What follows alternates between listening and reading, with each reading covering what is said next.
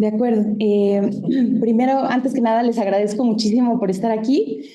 De verdad, ya saben que todos son muy especiales para mí. De verdad, aprecio muchísimo su presencia. Muchísimas gracias a quienes se conectaron también. Gracias por estar en esta culminación. Espero cumplir con sus expectativas.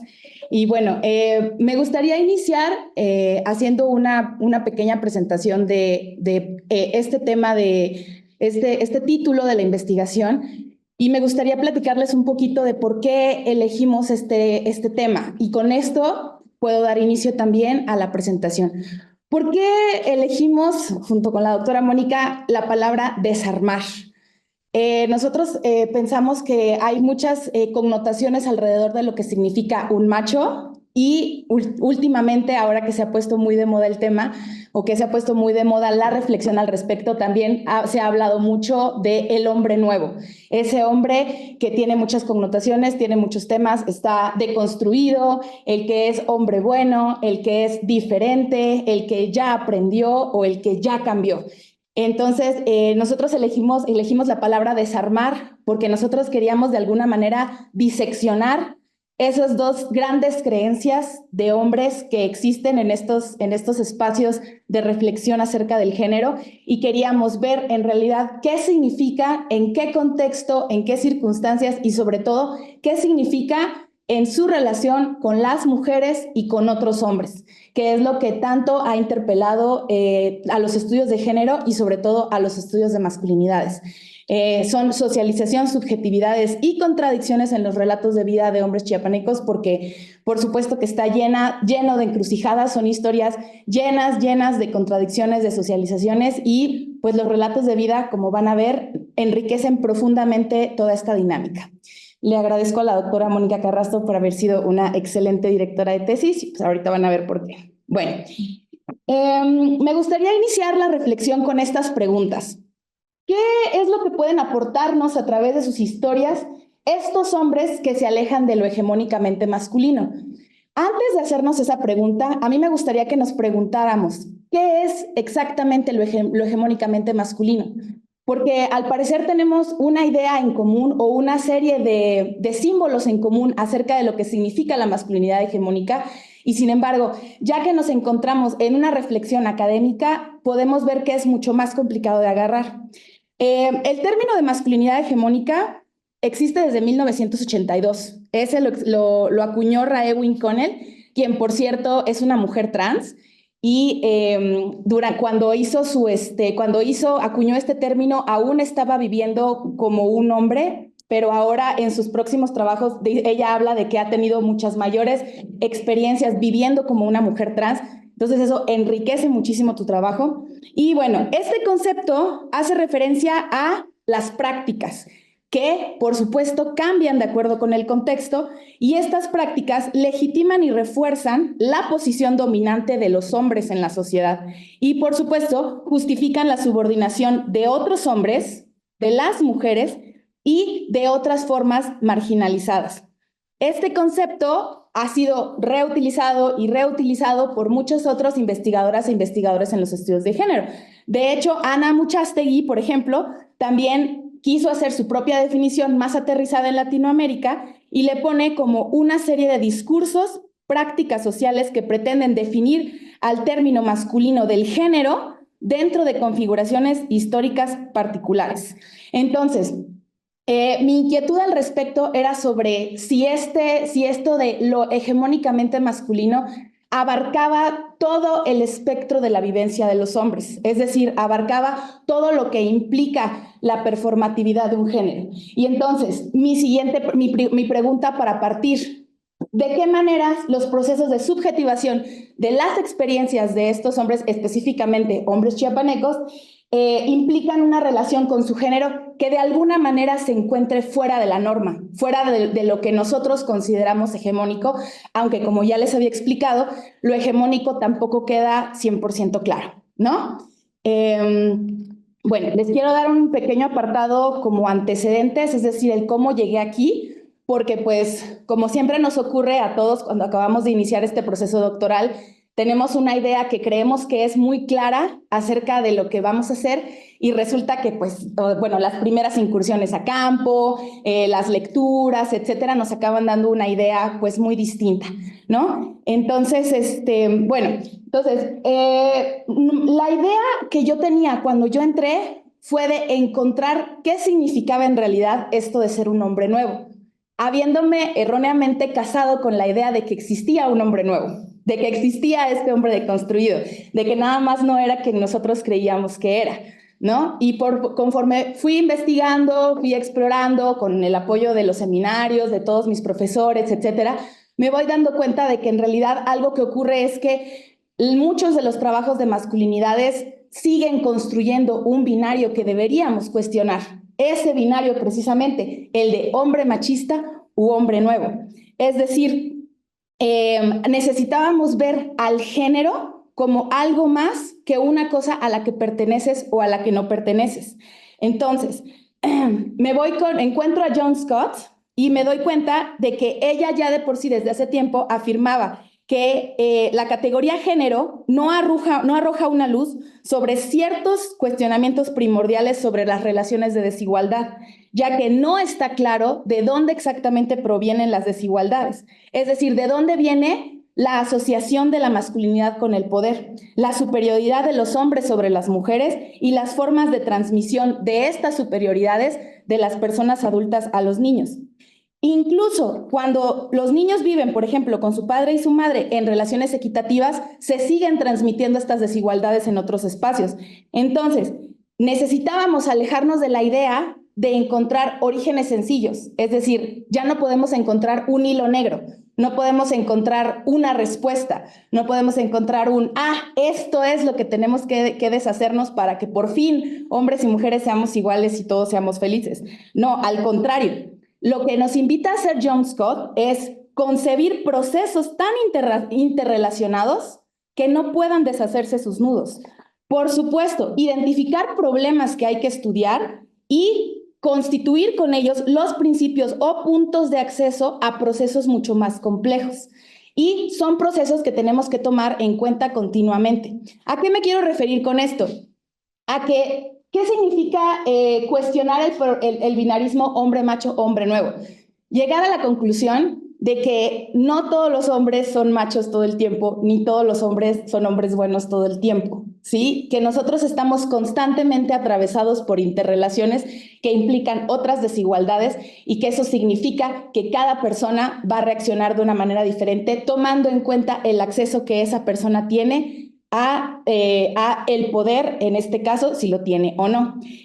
Ahora, continuamos. Entonces, la desigualdad, por lo tanto, no tiene un origen único que debe ser descubierto para después ser erradicado, sino que se encuentra desperdigado en pequeñas acciones normalizadas en la cotidianidad, tanto por hombres como por mujeres. Por lo que nuestra meta, más bien, debería ser la de analizar los distintos surgimientos y las desigualdades que aparecen en distintos contextos históricos, socioeconómicos, culturales y generacionales. Y también deberíamos interesarnos más en cómo las personas negocian con esas desigualdades, cómo conciben esas desigualdades, las normalizan, las ejercen o incluso las rechazan y las denuncian, ¿sí? Entonces, también pues deberíamos preguntarnos, ¿y si las experiencias de género de los hombres son igual de diversas que las de las mujeres? ¿A qué me refiero exactamente con eso? Que en la última tendencia, sobre todo en los últimos 20 años en los estudios de género, se ha hablado acerca de cómo las mujeres aplican su capacidad de agencia y sus subjetividades en las nuevas formas de relacionarse con su propio género y de relacionarse con otras personas.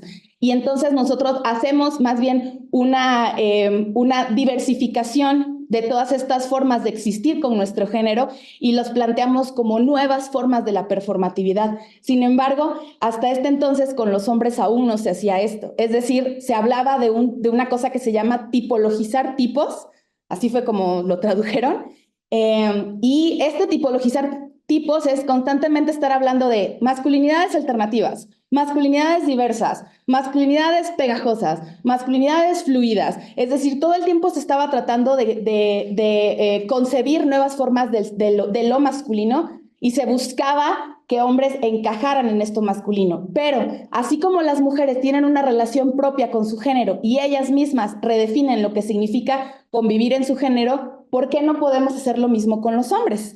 Entonces, hay ¿cómo se llama? Otra quote muy importante que me pareció, es que se refiere a: mientras los campos del género, la sexualidad y el feminismo se han movido hacia consideraciones de autoconciencia, es decir, yo siendo mujer me represento de esta manera ante mi sociedad, posmodernismo y complejidades relacionadas con la agencia y subjetividades, los estudios en masculinidades continúan con binarios especialistas que no profundizan en el análisis como se requiere. Entonces, en ese momento, antes de que yo empezara ya bien a trabajar, me di cuenta de que yo estaba cayendo en eso mismo.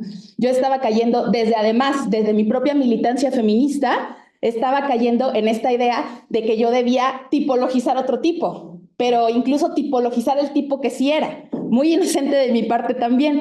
Entonces, más bien con todas estas propuestas, me doy cuenta de que debo explorar diversidades y lo que implican estas diversidades en los hombres, no nada más estar volviendo a proponer otro tipo de masculinidad, ¿no? Bueno, ahí voy. Entonces, con esto hago mis primeras incursiones a campo, ¿no? ¿Con qué ideas? Con la idea de que hombre y mujer son al mismo tiempo, después de toda esta reflexión, llegamos a la conclusión de que hombre y mujer son al mismo tiempo categorías vacías y rebosantes. Vacías porque carecen de un significado último, trascendente. Rebosantes porque aun cuando parecen estables, contienen en su seno definiciones alternativas, negadas o eliminadas. El campo del género, en general, parece estable, pero su significado es discutido y fluyente. Entonces, en mis primeras incursiones a campo, que pues fueron muy breves porque, como todos saben, pues llegó la pandemia. Estas primeras incursiones hablo de que fue febrero de 2020, enero, febrero, principios de marzo de 2020, justo antes de que todos tuviéramos que encerrarnos. Yo ya empezaba a hacerme muchas preguntas porque yo notaba que la conversación no solo no iba hacia donde pues yo quería o yo esperaba erróneamente, sino que estos hombres me daban ya ideas muy profundas acerca de su relación con su género.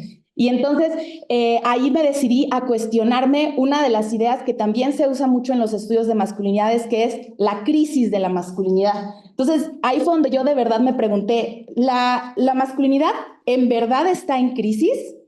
¿De verdad podemos hablar de una crisis de la masculinidad? Entonces, ¿de qué formas se manifiestan otras desigualdades que no tienen nada que ver con lo masculino?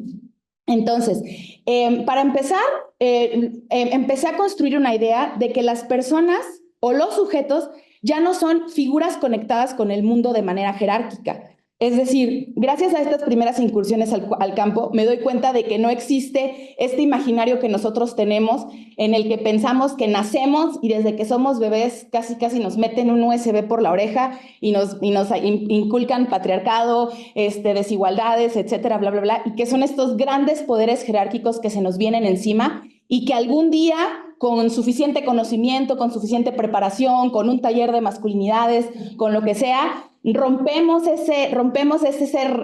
liberamos de esas imposiciones y somos personas nuevas.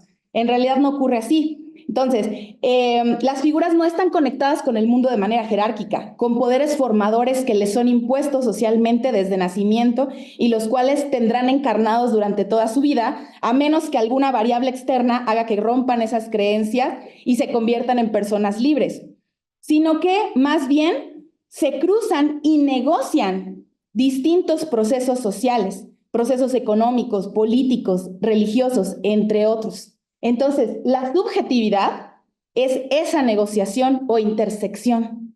La subjetividad es ese proceso en el que nosotros nos encontramos ante la posibilidad, ¿sí?, de estos diferentes poderes y elegimos ejercerlos, negociar con ellos, hacer concesiones, etcétera.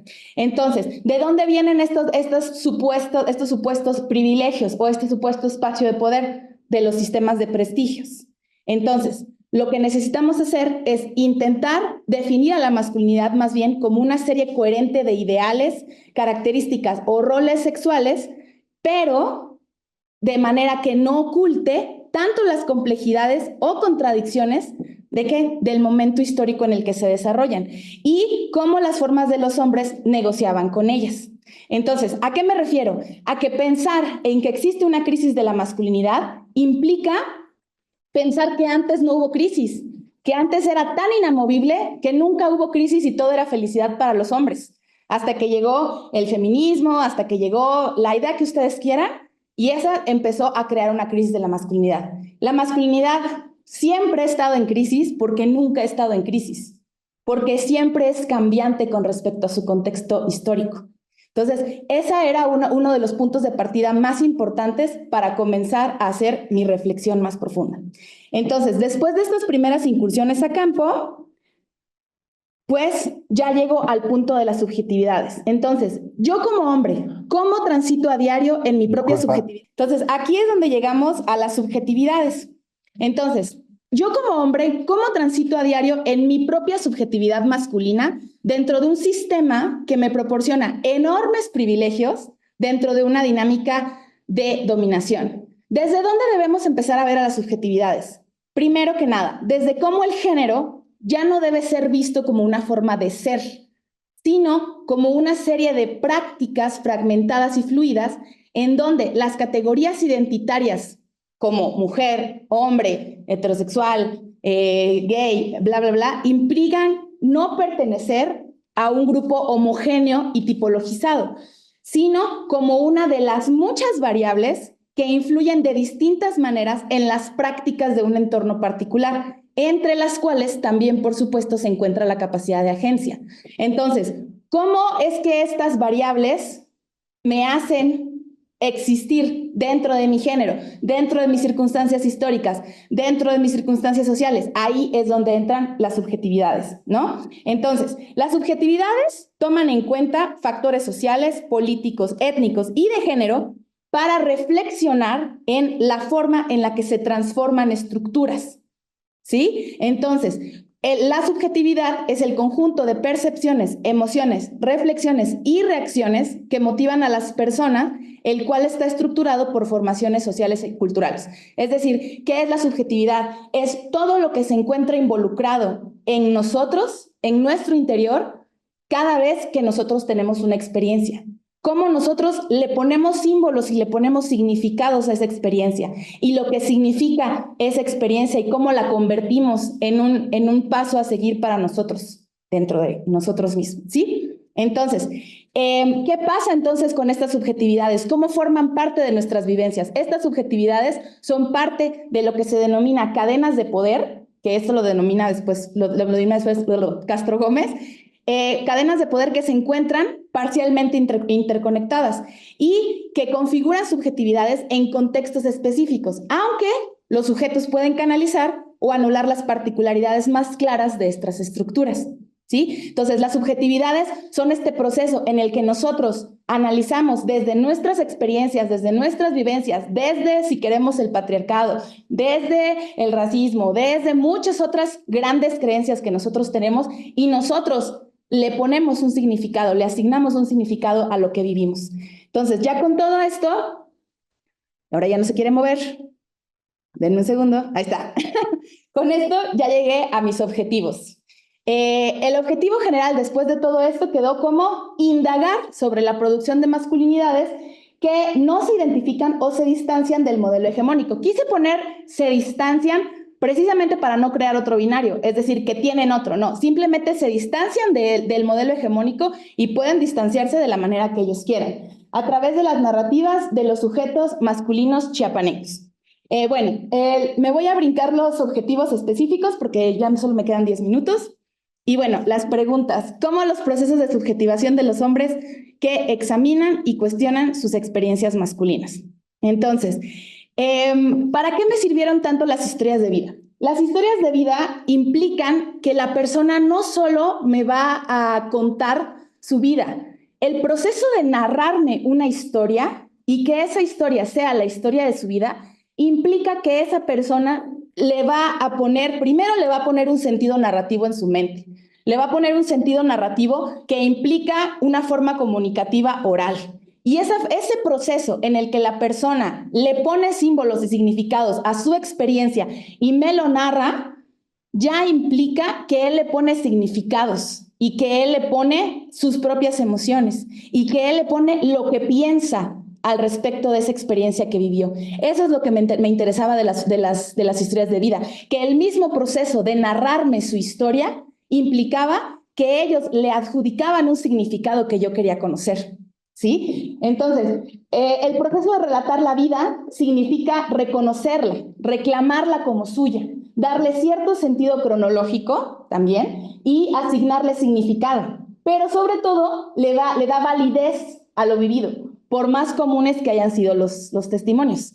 Que bueno, si alguien después va a leer la tesis va a ver que no fueron nada comunes los testimonios. Y las historias de vida también las conecté con un concepto que se llama coyunturas vitales. Las coyunturas vitales, en la clase de Gail Mummer, por cierto, me sirvió mucho ese concepto. Me doy cuenta de que esta autora propone que la vida no está dividida en etapas que nosotros tenemos que pasar. Es decir, ya tengo 30, ya me tengo que casar. Ya llegué a los no sé cuántos, ya tengo que tener hijos. Ya llegué a los 20, ya me tengo que poner a estudiar. Ya me toca tener novia, ya me toca esto. Las coyunturas vitales son maneras en las que nosotros como personas rompemos con eso establecido. Es decir, los individuos cuestionan momentos en los que su espacio estaba establecido de acuerdo con las expectativas de sus comunidades y toman mejor decisiones basadas en sus propios procesos de subjetivación y sus esperanzas de un futuro más acorde con lo que son sus convicciones. Entonces, me doy cuenta de que hay muchas coyunturas vitales en la vida de estos hombres porque constantemente me están diciendo, mi familia ya esperaba que yo me casara a los 17, mi abuelito ya me estaba consiguiendo una esposa, habló con los vecinos de la comunidad y me dijeron que su esposa ya se podía casar. Él decía, no, abuelito, yo quiero hacer cosas diferentes. Estoy hablándoles de Theoden, ¿no? O yo ya sabía, yo tenía que quedarme 5 años estudiando medicina herbolaria y yo mismo decidí que necesitaba algo diferente, yo ya quería trabajar en mi comunidad, por eso decidí hacer algo distinto, ¿no? Entonces, con estos relatos de vida, lo que se logró, creo yo, es que conocer a pesar de cómo una cultura heteropatriarcal existen experiencias de hombres que se encuentran en constante movilización y reflexión respecto a los significados y manifestaciones de su masculinidad, ¿no? Aquí les quise poner un cachito muy breve de cuáles fueron las preguntas que yo les hice a mis colaboradores como para empezar a tener una conversación. Traté de que la conversación fuera lo más fluida posible. De hecho, estos unos los saqué del New York Times. Con la de apertura, se habló, ¿por qué crees que a mí me recomendaron entrevistarte? Porque la mayoría de mis entrevistados fueron compañeras militantes feministas u otras compañeras académicas, las que me dijeron, ¿sabes qué? Este chavo tiene unas reflexiones muy padres, este chavo está muy consciente de sus privilegios, etcétera, te convendría mucho platicar con él. Y yo quería conocer de qué manera ellos mismos concebían su propia relación con lo masculino. Y bueno, me lo tengo que brincar por falta de tiempo, pero era como para que se dieran cuenta de que en realidad no fue una entrevista estructurada en absoluto. Yo quería que me contaran sus vidas, pues. Entonces, pues usamos como que preguntas muy ligeras para poco a poco ir profundizando en lo que en realidad me interesaba. Entonces, como se dan cuenta, entonces, en algunos, pues sí, la verdad que me agarraron medio ahí en curva y sí llegué a tener 4 sesiones y fueron 8 horas en total de entrevista. Incluso algunos me escribían, Dani, ¿cuándo nos vamos a ver otra vez? Que no sé qué. Y pues yo decía, claro que sí. Y algunos otros, de repente nos íbamos por un café y estábamos platicando de otra cosa y de repente me salían con eso y yo, espérame, la grabadora. Y entonces tenía yo que ponerla. En algunos fueron, como ven, 8 horas, en otros casos fueron menos horas porque eran chicos que vivían fuera y solo me estaban dando muy poco de su tiempo, etcétera, pero pues creo que en la mayoría fueron, si se dan cuenta, entre 4 y 8 horas de trabajo, es decir, fueron entre 3 o 4 sesiones en total en las que ellos, pues ahora sí que prácticamente ellos hablaban y yo preguntaba, ¿no? Y yo nada más seguía preguntando y preguntando. Y bueno, gracias a lo que todos ellos me contaron, de cada uno de ellos yo hice una línea de vida. ¿A qué me refiero con una línea de vida? Logré establecer de forma gráfica todas las maneras en las que ellos hicieron un mapa narrativo de lo que ha significado su vida. Es decir, todas estas bolitas que ven, así cada una de las bolitas que ven, son los eventos con los que ellos eligieron de su historia para narrarme toda su vida. Entonces, ¿por qué tienen un significado muy profundo? Porque estas experiencias son las personas que para ellos definen a su vida. Pudieron haber elegido contarme muchas cosas y lo que me contaron fue esto, ¿sí? Entonces, esto es lo que, bueno, aquí abajo no se ve porque esta cosa, pero aquí abajo se ven las fechas, ¿no? Más o menos, aquí está. Las fechas en las que ocurrieron más o menos cada uno de estos, y aquí por fuerita dejo todas las coyunturas vitales. Es decir, todos los momentos en su vida en los que ellos tenían un camino establecido y ellos eligieron algo diferente para sus propias vidas, ¿no? Quien guste revisar, hice para cada uno de los entrevistados, entonces, pues son 10, ¿no? Ahora sí, nos vamos a los eventos. ¿Cómo utilicé las categorías de análisis de estos eventos? Cada vez que ellos me platicaban algo, me contaban una experiencia, me contaban una anécdota de su vida, yo primero que nada tomaba en cuenta a quién atravesaba este evento, ¿sí? Desde dónde la persona recibe el evento para explicarlo, es decir, en qué circunstancias estaba la persona cuando le ocurrió este evento. Y cuáles son las particularidades bajo las cuales la persona interioriza el evento. Para saber cuáles son las particularidades es que iniciamos con el proceso de subjetivación. Entonces, en el proceso de subjetivación, ¿qué elementos están involucrados? Primero están involucradas sus experiencias previas, las reglas coercitivas del poder y códigos constituidos del saber, que es un concepto de Deleuze, que habla también de reglas coercitivas de poder, es decir, en qué situación de desigualdad se encontraba en ese momento. Códigos constituidos del saber son las reglas tácitas que había en su familia, en su comunidad, en su grupo de amigos o en la circunstancia que se encontrara en ese momento. Su historia familiar y comunitaria, sus privilegios o procesos de racialización o ambos incluso, y por supuesto su capacidad de agencia. ¿Qué es lo que reflexiona sobre el evento tomando en cuenta todos estos elementos? Y finalmente, ¿qué es lo que aprendió del evento para aplicarlo en su cotidianidad? Dice aquí abajo, pero no lo alcanzan a ver. En su cotidianidad. Es decir, ¿qué me interesaba? No me interesaba solo el evento. Me interesaba cómo todos estos elementos están involucrados en la manera en la que él concibe a ese evento y cómo él reflexiona sobre ese evento para ese aprendizaje reflejarlo en su cotidianidad en el presente, ¿no? Sí.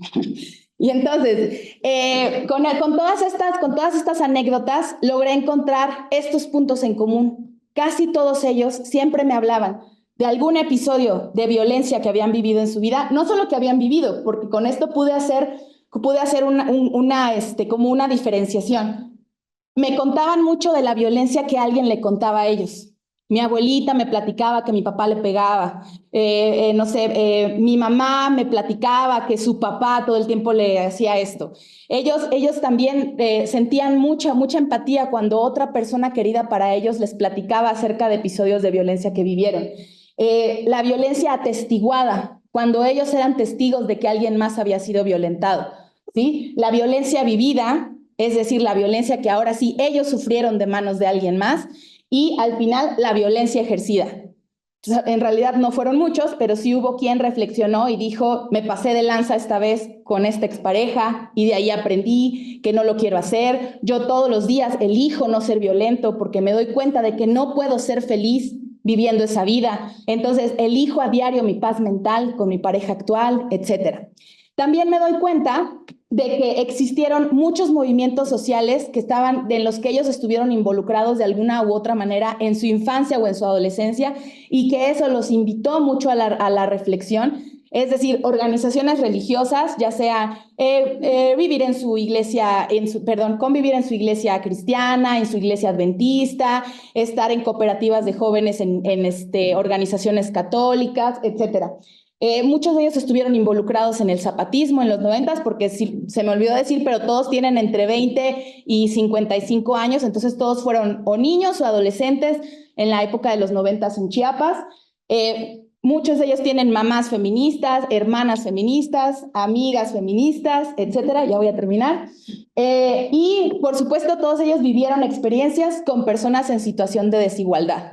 Y ¿Qué más? Figuras clave en sus vidas. Personas que ellos vieron y dijeron, hombres o mujeres, eso no importaba, que yo decía, que decían ellos, no manches, yo quiero ser como esa persona. Es que este señor me dio mucho amor y mucha comprensión, mucho cariño, me dio su ejemplo, yo quiero ser así.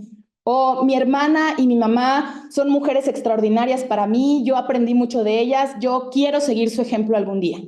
¿Sí? Etcétera. Y bueno, ¿me puedo tomar 5 minutos más nada más para mi lectura? 2 minutos más. Ok, perfecto. Entonces, nada más, como para darles un ejemplo muy rápido, les quiero poner uno de los testimonios que me dieron uno de ellos. Lo voy a leer rapidísimo. ¿Para qué? Porque quiero que se note cómo precisamente existe esta negociación vaya, esta persona nunca vivió un proceso de cambio en el que dijo, ya soy nuevo, ya no voy a aprender de esto, sino que vive negociando con su masculinidad.